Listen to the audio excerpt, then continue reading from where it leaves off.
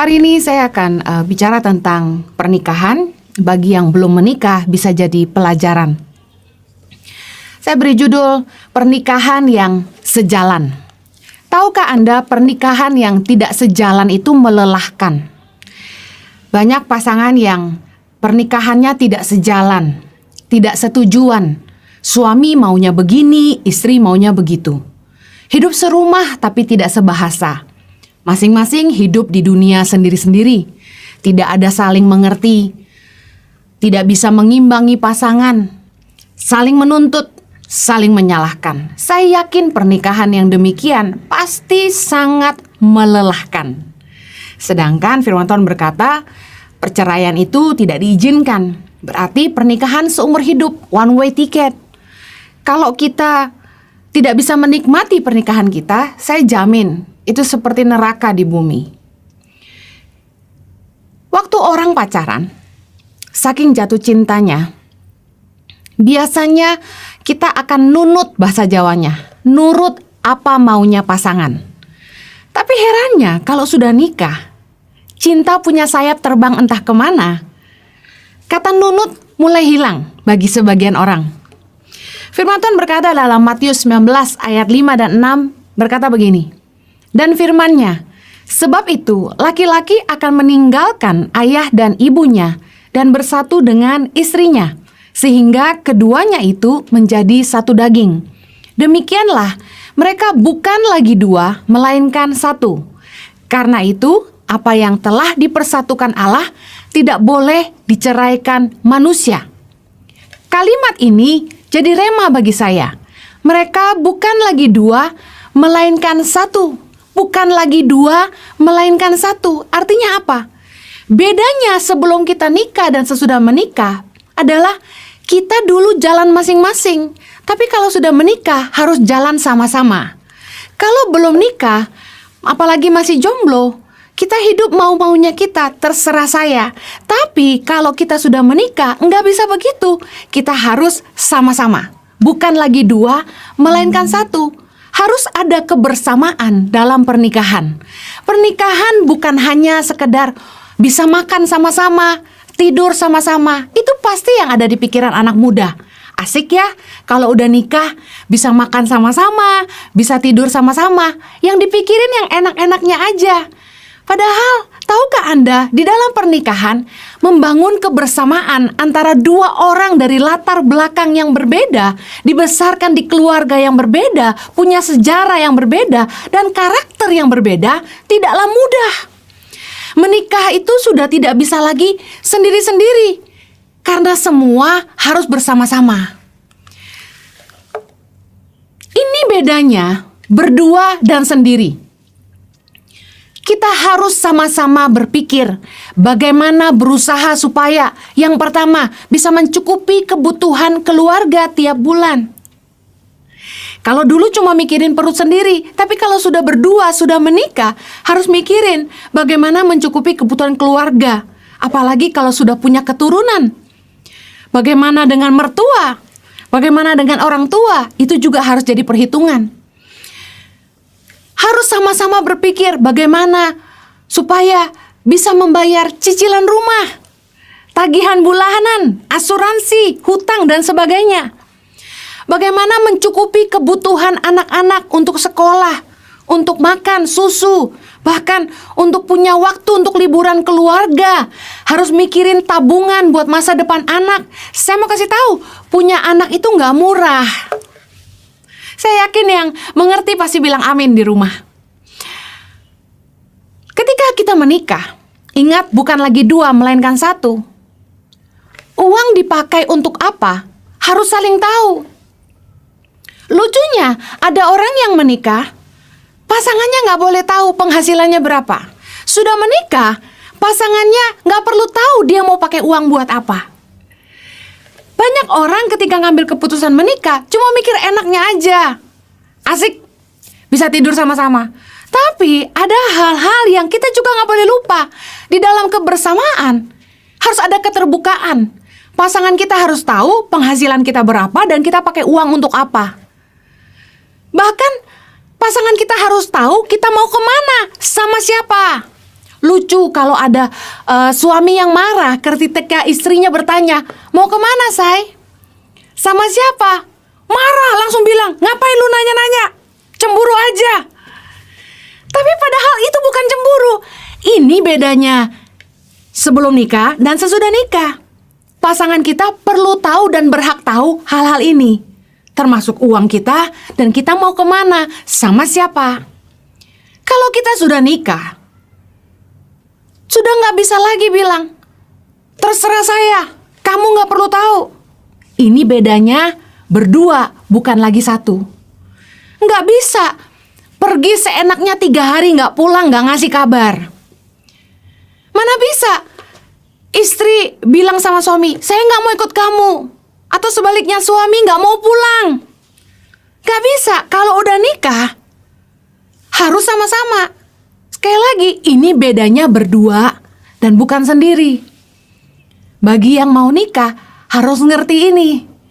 Karena banyak yang nggak suka, merasa dikontrol, merasa istrinya mau tahu.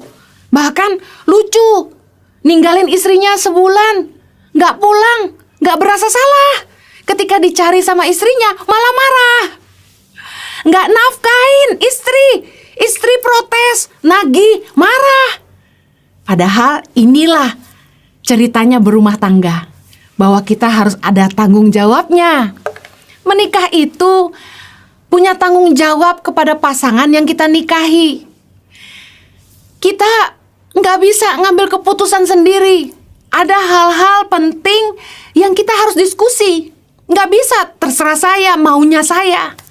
Setiap keputusan yang kita ambil, apalagi hal-hal yang penting, harus mikirin kepentingan bersama, bukan lagi saya tapi bersama.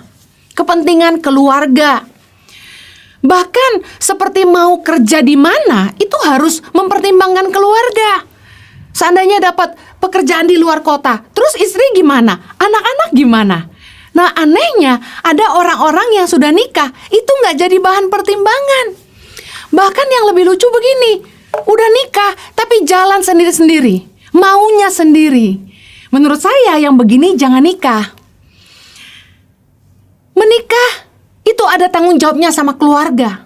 Contohnya, ketika mau bikin rencana apapun, janji dengan siapapun, kita harus consider hari-hari penting bagi keluarga kita, bagi pasangan kita. Contoh, ulang tahun pasangan, ulang tahun anak, anniversary pernikahan, hari Natal atau hari raya. Harus jadi prioritas waktu untuk keluarga dan pasangan. Kita harus pertimbangkan itu sebelum kita bikin rencana atau janji dengan orang lain. Aneh sekali kalau di hari anniversary pernikahan Anda malah bikin janji kumpulnya sama orang lain. Aneh sekali kalau hari Natal yang waktunya kumpul keluarga, Anda malah terima pekerjaan di luar kota atau di luar negeri yang membuat anak istri Anda jauh dari Anda. Kecuali keluarganya dibawa juga. Saya sama Jojo melewati fase ini. Saya mau bilang, orang yang boleh dating adalah orang yang dewasa. Kenapa? Karena di dalam hubungan suami istri itu ada komitmen. Makanya kalau nggak dewasa jangan nikah. Dari sejak dating udah mesti belajar komitmen sama pasangan. Kalau kita hanya mikir enaknya aja, enak ya nikah ya, bisa ada yang ngidupin kita, bisa punya keturunan, nggak kesepian. Jangan cuma mikir enaknya aja. Banyak hal-hal yang ketika jadi sebuah tanggung jawab dalam pernikahan, orang melupakannya. Yaitu seperti tadi, nggak bisa milih pekerjaan enak-enak sendiri. Nggak mikir istri gimana, suami gimana, anak gimana. Lalu karena pekerjaan tinggal pisah. Lalu bikin janji sama orang, terima job-job, tanpa mempertimbangkan hari-hari penting buat keluarga. Dalam pernikahan yang sehat, kita nggak jalan sendiri-sendiri, karena kita bukan lagi 2, tapi 1. Saya dulu pernah kesal sama Jojo karena suka terima jadwal pelayanan gereja-gereja, bahkan undangan untuk memimpin tur ke Holy Land, tanpa mempertimbangkan hari anniversary pernikahan dan ulang tahun kami. Ulang tahun saya, ulang tahun anak-anak saya, bahkan ulang tahun Jojo sendiri. Sedih juga, tiap kali Natalan kita jomblo di rumah. Suami entah kemana, ngumpulnya sama orang lain. Kami pernah lewatin fase ini dan saya bilang sama suami saya, saking kesalnya, saya pernah tercetus omongan seperti ini. Saya bilang gini, Jo, kalau suatu hari nanti saya mati, kamu jangan nikah lagi deh. Kamu itu tidak perlu istri. Wah, saking jengkelnya saya. Karena gemes gitu loh. Kok terima jadwal gak pusing, istri oke gak ya? Tapi puji Tuhan, tambah umur tambah dewasa. Akhirnya suami saya berubah. Dia kalau mau dapat undangan yang bakal kena di hari ulang tahun atau anniversary, biasanya dia tanya saya. Tentu sebagai istri berat bilang iya, tapi juga ada keselnya sama beberapa orang yang gak mikirin gitu loh. Pendeta juga punya keluarga. Justru yang sering kali ngundang Jojo nih gak consider saya dan anak-anak saya. Mintanya Jojo temani di waktu Natal. Mending kalau dia nawarin, Jo, kamu temani kami pergi ke Holy Land, saya bayarin kamu dan istrimu dan anak-anakmu. Ini enggak, saya bawa kamu aja. Lah dia gak mikir, Natalan Jojo juga punya keluarga. Sekalian curhat, mudah-mudahan yang ngajak nonton khotbahnya. Well, kelihatannya sederhana. Tapi tahukah Anda, hal-hal kecil tuh bisa jadi masalah. Malahan begini, biasanya kalau pernikahan sudah mulai bermasalah, justru hal-hal yang dianggap sepele yang jadi masalah. Contoh, mulai bohong makan sama siapa, mulai bohong uang habis buat apa. Nah biasanya kalau istri-istri itu mulai merasa tidak aman sama suaminya, pertanyaannya juga udah beda. Nanyanya gini, chatting sama siapa sih? Mau kemana sih? Sama siapa sih? Justru istri yang merasa aman biasanya nggak gitu banyak tanya. Atau bisa jadi gini, sudah mati rasa. Saya paling jengkel sama orang-orang yang suka chatting suami saya di malam hari. Maksudnya udah malam banget. Di atas jam 10 masih chatting sama suami saya. Pernah saya dapati setengah 12 malam, jam 1 pagi masih chatting sama suami saya. Saking penasaran, saya pakai gaya halus, saya peluk dari belakang. Saya bilang, tidur say. Padahal mata saya melirik HP-nya. Chatting sama siapa sih? Kalau ditanya kan dia marah. Jadi kita harus ngerti jurusnya. Well, apa yang telah dipersatukan Allah tidak boleh diceraikan manusia, kata firman Tuhan. Kita cenderung berpikir yang memisahkan suami istri itu pasti orang luar. Padahal tahukah Anda, di dalam pernikahan banyak keputusan dan tindakan kita yang membuat pernikahan kita nggak bisa lagi jalan sama-sama. Saya ibaratkan kebersamaan dalam hubungan kita suami istri itu seperti langkah kaki. Coba bayangkan kedua kakimu. Apa yang terjadi ketika yang satu lebih lambat? Atau yang satu memilih arah yang berbeda? Bisa jalankah? Nyamankah? Bayangkan, pernikahan itu nggak cuma sehari 2 hari, nggak cuma setahun 2 tahun. Pernikahan itu seumur hidup. Apakah Anda mau menikmati pernikahan Anda, atau Anda sungguh-sungguh dilelahkan dalam pernikahan Anda? Keputusan di tangan Anda. Karena pernikahan itu bukan lagi sendiri, tapi berdua. Kebersamaan itu seperti langkah kaki, harus kompak, harus sehati. Saya mau tutup dengan ini. Apa yang membuat suami istri sulit bersatu? 3 hal. Yang pertama, tidak seiman. Yang kedua, tidak sevisi. Yang ketiga, tidak sepakat. Mari kita bahas tidak seiman. Apa yang membuat suami istri sulit bersatu? Jawaban yang pertama adalah tidak seiman. Dalam 2 Korintus 6 ayat 14 dikatakan begini, janganlah kamu merupakan pasangan yang tidak seimbang dengan orang-orang yang tak percaya. Sebab persamaan apakah terdapat antara kebenaran dan kedurhakaan? Atau bagaimanakah terang dapat bersatu dengan gelap? Firman Tuhan berkata, pasangan yang tidak seimbang dengan orang-orang yang tak percaya. Artinya begini, orang yang tidak seiman, pasangan yang tidak seiman itu tidak seimbang. Saya ulangi, pasangan yang tidak seiman itu tidak seimbang. Kok bisa? Karena ketika suami istri bersatu, itu ada 3 hal yang harus bersatu. Yang pertama, tubuh. Cara menyatukan tubuh tentu dengan berhubungan suami istri. Cara menyatukan jiwa dengan lewat komunikasi, rekreasi, quality times, family time, sharing hobi. Nah, cara menyatukan roh harus berdoa bersama, mesbah keluarga, saling mendoakan. Nah, masalahnya kalau tidak seiman, tidak bisa berdoa bersama. Tentu kalau Anda mau ke gereja, suami yang tidak seiman hanya bisa mengantar sampai di parkiran saja. Atau bahkan mungkin mau ikut duduk di dalam, tapi tidak mendengarkan. Tentu berat sekali menikah dengan orang yang tidak seiman. Karena firman Tuhan berkata, kita menjadi tidak seimbang. Firman Tuhan tadi mengajarkan bahwa di dalam pernikahan kita bukan lagi 2, melainkan 1. Semuanya harus sama-sama. Kalau kita nggak bisa berdoa bersama, tentu hubungan pernikahan itu menjadi tidak seimbang. Pasti ada ibu-ibu atau bapak-bapak yang sudah terlanjur menikah dengan pasangan yang beda agama. Ingat, saya tidak menyarankan untuk bercerai. Menikah beda agama tetap tidak boleh bercerai. 1 Korintus 7 ayat 13 berkata begini, dan kalau ada seorang istri bersuamikan seorang yang tidak beriman dan laki-laki itu mau hidup bersama-sama dengan dia, janganlah ia menceraikan laki-laki itu. Ayat 14, karena suami yang tidak beriman itu dikuduskan oleh istrinya, dan istri yang tidak beriman itu dikuduskan oleh suaminya. Andai kata tidak demikian, niscaya anak-anakmu adalah anak cemar, tetapi sekarang mereka adalah anak-anak kudus.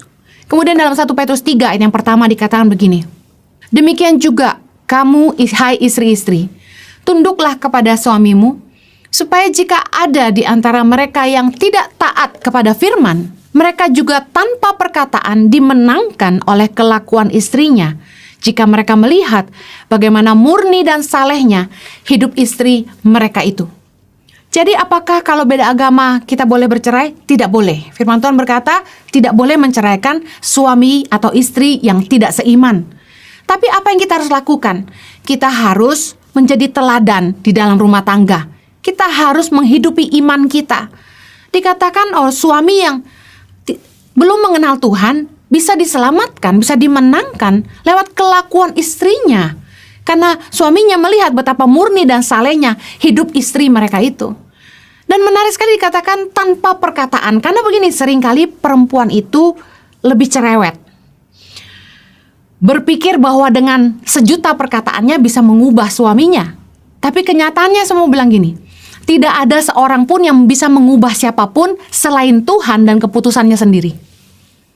Kita nggak akan bisa mengubah pasangan kita, tapi kita bisa jadi teladan buat hidupnya. Saya kenal pasangan yang menikah puluhan tahun, tapi suaminya tidak mau kenal Tuhan, tidak mau ikut ke gereja, padahal istrinya seorang pendoa. Apa yang terjadi? Istrinya ini rajin doa, tiap hari pelayanan ke gereja, ngajar sekolah minggu juga. Tapi suaminya tidak mau mengenal Tuhan.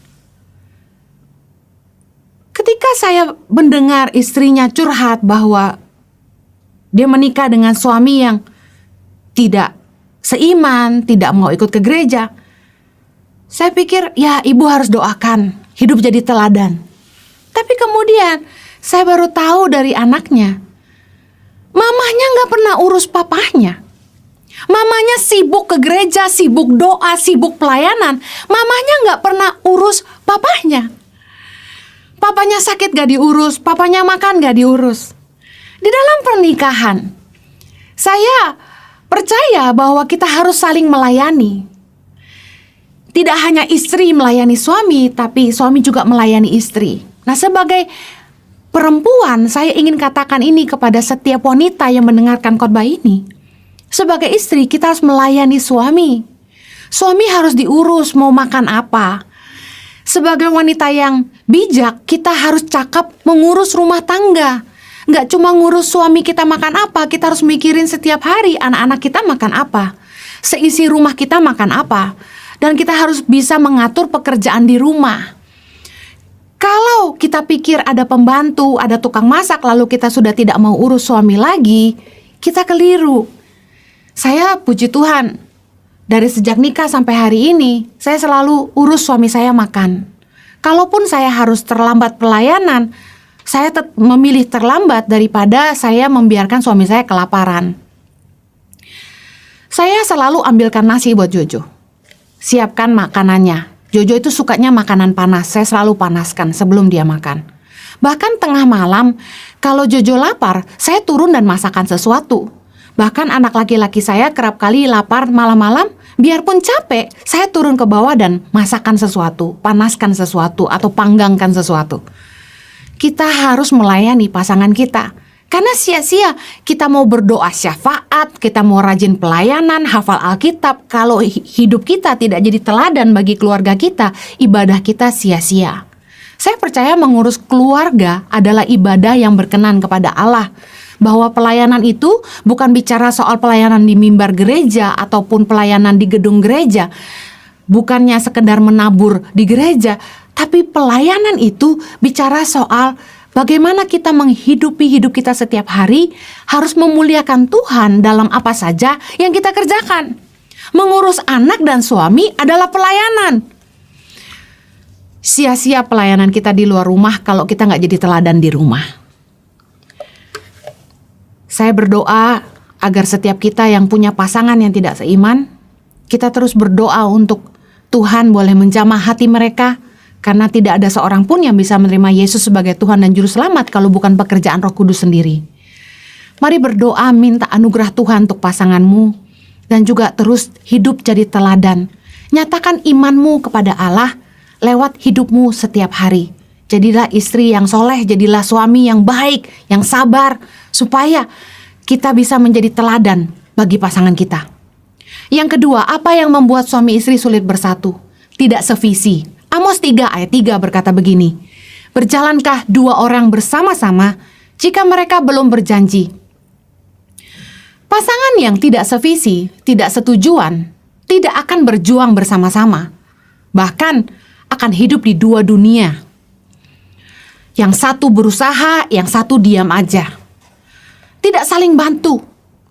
Saya percaya rumah tangga yang begini, rumah tangga yang berat sebelah, dan pastinya akan membuat kita menderita. Satu mau kemana, satu mau kemana. Nggak ada sama-samanya.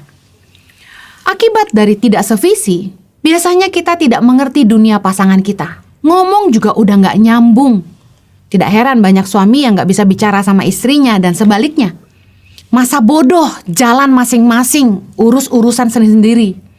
Tidak saling support, tidak bisa saling cerita. Bahkan yang lebih parah, lebih nyaman berkomunikasi dengan orang ketiga. Ada yang lebih lucu begini, banyak suami-suami yang menemukan bahwa cerita ke sekretarisnya lebih nyaman daripada cerita ke istrinya sendiri. Bagaimana mengerti apa yang jadi visi kita? Mana yang benar, visi istri atau visi suami? Karena ada yang pernah bertanya kepada saya, Bu Heni, siapa yang dapat visi? Lalu ibu dukung visi bapak atau bapak dukung visi ibu? Nah, saya mau katakan begini, visi istri itu visi suami, karena kita bukan lagi dua, tetapi satu. Panggilan untuk istri ya panggilan untuk suami, dan sebaliknya. Dan satu hal yang saya belajar dari hidup kami, visi yang dari Tuhan tidak akan memisahkan apa yang Dia persatukan. Tuhan itu memberikan visi kepada saya, dan saya minta peneguhannya. Lewat Jojo, saya minta Tuhan bicara kepada suami saya juga. Saya percaya kalau memang visi itu dari Tuhan, tidak akan memisahkan apa yang Dia persatukan. Karena kita bukan lagi dua, melainkan satu. Visi dari Tuhan untuk saya, itu visi untuk Jojo juga. Bagaimana kalau hari ini Anda belum mengerti visi? Mari berdua berdoa. Tanya apa yang jadi kehendak Tuhan buat hidup Anda. bagi rumah tangga Anda. Saya percaya ketika visi itu datang bagi suami, istri harus dukung. Atau kalau visi itu datang bagi istri, suami harus dukung. Suami istri harus sevisi supaya bisa jalan sama-sama. Yang terakhir, apa yang membuat suami istri sulit bersatu? Tidak sepakat. Matius 18 ayat 19 berkata begini, "Dan lagi aku berkata kepadamu, jika 2 orang daripadamu di dunia ini sepakat meminta apapun juga, permintaan mereka itu akan dikabulkan oleh Bapa-Ku yang di sorga." Kuasa sepakat itu luar biasa. Tuhan akan memberkati orang-orang yang sepakat. Jika 2 orang bicara soal suami istri sepakat meminta apapun juga, pasti akan dikabulkan oleh Bapa yang di sorga. Tahukah Anda, tidak sepakat itu penghalang berkat. Kenapa banyak pasangan yang tidak sepakat? Yang pertama, karena tidak lemah lembut. Matius 11 ayat 29, Yesus berkata, "Belajarlah padaku, karena aku lemah lembut dan rendah hati, dan jiwamu akan mendapat ketenangan." Saya percaya kalau kita lemah lembut, kita akan bicara dengan baik dengan pasangan kita. Banyak orang yang tidak lemah lembut, kasar sama pasangannya. Kata-katanya menyakitkan, kata-katanya selalu menyakiti hati pasangannya. Nah, biasanya karakter yang bermasalah, kasar, tidak mau mendengarkan, ini yang jadi masalah. Saya mau bilang sama yang belum menikah, menikah itu jangan cuma lihat wajah dan uangnya. Karakter yang buruk akan membuat kita menderita. Banyak suami-suami yang malas kerja, istri yang tidak mau mendukung suami, istri yang perkataannya tidak menguatkan tapi malah melemahkan. Karakter bisa jadi masalah. Herannya gini, kalau sudah nikah, yang tadinya baik waktu pacaran bisa kasar sama pasangannya. Bicaranya sudah nggak lemah lembut. Amarahnya diluapkan, emosinya diluapkan, sehingga rumah tangga itu seperti neraka. Saya mau kasih tahu, luka dan kemarahan membuat suami istri tidak bisa sepakat. 1 Petrus 3 ayat 7 berkata gini, "Demikian juga kamu, hai suami-suami, hiduplah bijaksana dengan istrimu sebagai kaum yang lebih lemah. Hormatilah mereka sebagai teman pewaris dari kasih karunia, yaitu kehidupan, supaya doamu jangan terhalang." Jangan sampai sakiti hati pasanganmu sehingga doamu terhalang. Ketidaksepakatan adalah penghalang berkat. Kenapa ayat ini ditujukan kepada suami-suami? Karena biasanya laki-laki yang kasar, laki-laki yang suka main tangan. Biasanya, tidak semua. Tapi saya sarankan, kalau Anda ingin rumah tanggamu lebih baik, berhentilah kasar, baik dalam perkataanmu maupun tindakanmu. Istri-istri juga lebih lembut dalam berkata-kata. Bahkan ketika anakmu ada yang suka melawan, firman Tuhan berkata, perkataan yang lemah lembut yang bisa membimbing orang-orang yang suka melawan. Yang terakhir, apa yang menyebabkan orang tidak sepakat? Karena tidak rendah hati. Ego masing-masing, jalan masing-masing, maunya sendiri-sendiri. Tidak sehati itu juga karena merasa lebih tahu, lebih pandai, lebih benar, lebih berjasa. Roma 12 ayat 16 berkata, "Hendaklah kamu sehati sepikir dalam hidupmu bersama." Dan di akhir ayat ini dikatakan, "Jangan menganggap dirimu pandai." Banyak kali kita merasa sok tahu, sok lebih benar.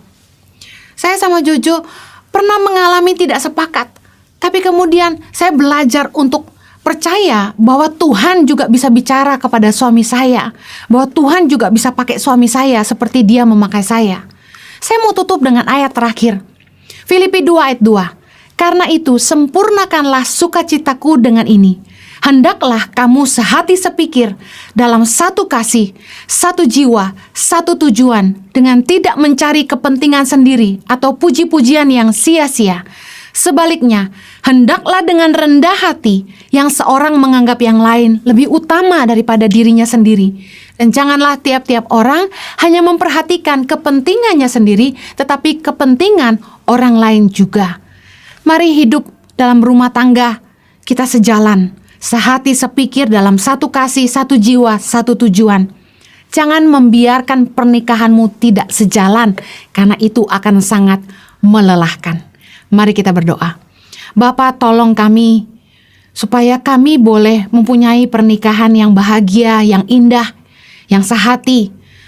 Tolong Tuhan buat suami istri yang tidak sepakat, supaya ada roh lemah lembut untuk kami saling mengampuni satu sama lain. Berikan kerendahan hati Tuhan, untuk tidak merasa diri lebih benar, tapi mau mengerti pasangan, mau menyelami dunia pasangan. Juga Tuhan tolong buat suami istri yang mungkin pasangannya tidak seiman, biarlah hidup mereka jadi teladan dan mereka terus mendoakan pasangan. Saya percaya Tuhan, kalau satu orang diselamatkan, seisi rumah akan dimenangkan. Bapak berdoa Tuhan memulihkan setiap rumah tangga. Kami juga yang belum menikah, Tuhan tolong supaya kami bijaksana memilih siapa yang akan jadi pasangan kami seumur hidup ke depannya. Demi nama Yesus kami